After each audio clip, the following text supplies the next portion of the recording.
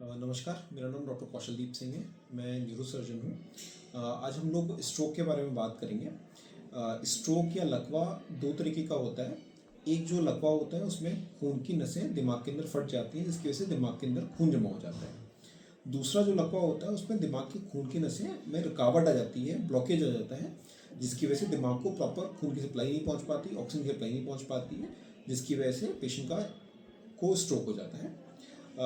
दोनों तरह के स्ट्रोक्स का जो कारण होता है वो बीपी ही होता है। बीपी बढ़ने की वजह से दिमाग की खून की नसों का फटने का खतरा रहता है, जिसकी वजह से हिमरेजिक स्ट्रोक हो जाता है पेशेंट को, जिसको हम लोग रक्तस्राव भी बोलते हैं दिमाग के अंदर।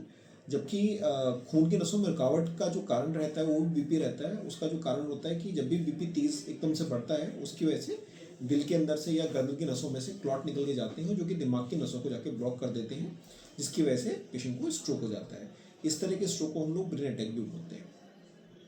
अब पेशेंट जब भी हमारे पास आता है इस तरीके का, तो उसमें पेशेंट हमारे पास आएगा या तो एक तरफ हाथ पैर में कमजोरी लेके आता है, या फिर उसको बोलने में परेशानी होगी, या फिर पेशेंट बेहोशी ऐसी कंडीशन में आएगा हमारे पास, या फिर ये भी हो सकता है कि पेशेंट को दौरे आ रहे हो।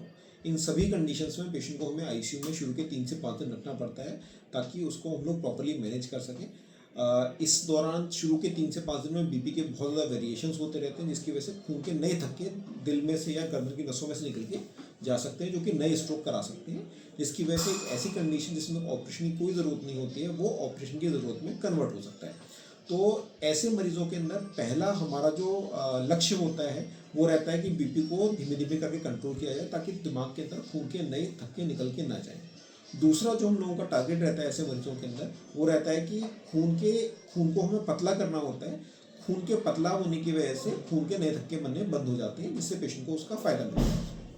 एक और जो चीज़ होती है, अगर ऐसे मरीज जिनके दिमाग के अंदर खून के क्लॉट जाने की वजह से दिमाग के नसों में रुकावट आ जाती है, उनके अंदर अगर ऐसे मरीज हमारे पास सुबह शुरू के 4.5 घंटे में आ जाते हैं, तो ऐसे मरीजों को हम लोग एक खून पतला करने का इंजेक्शन लगा के उनको फ़ायदा भी पहुंचा सकते हैं, जिसकी वजह से उनका स्ट्रोक वहीं का वहीं रुक जाता है, जिसकी वजह से पेशेंट की जो हाथों पैरों की कमजोरी एक तरफ आ रही है, जो बोलने की परेशानी आ रही है, उसको रिवर्स किया जा सकता है, उसको वापस किया जा सकता है।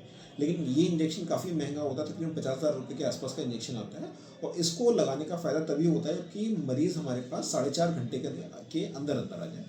अगर पेशेंट इसके बाद आता है तो इस इंजेक्शन लगाने का कोई फ़ायदा नहीं होता, लेकिन खून हमें फिर भी पतला करके रखना पड़ता है, ताकि नए क्लॉट्स हमारे ना बने। अब ये मरीज़ जो थे हमारे पास आए थे, ये तकरीबन 12 घंटे बाद हमारे पास आए थे। इनको रात में 8 बजे के आसपास अचानक से उल्टी आई। उल्टी आने के बाद उनको बेहोशी ऐसी आ गई।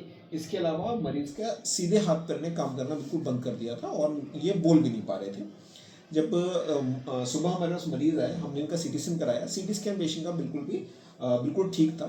ऐसे मरीजों के अंदर जिनके अंदर खून की नसों में रुकावट हो जाती है, उनके अंदर सीटी स्कैन में चीज़ें पकड़ने में 48 से 72 घंटे तक का भी टाइम लग सकता है, जिसकी वजह से हम लोग तुरंत एमआरआई कराते हैं, क्योंकि एमआरआई के अंदर हमें विदिन 1 घंटा 2 घंटे में ही ये परेशानी पकड़ में आनी शुरू हो जाती है, जिससे पेशेंट को फ़ायदा होने के चांसेस रहते हैं।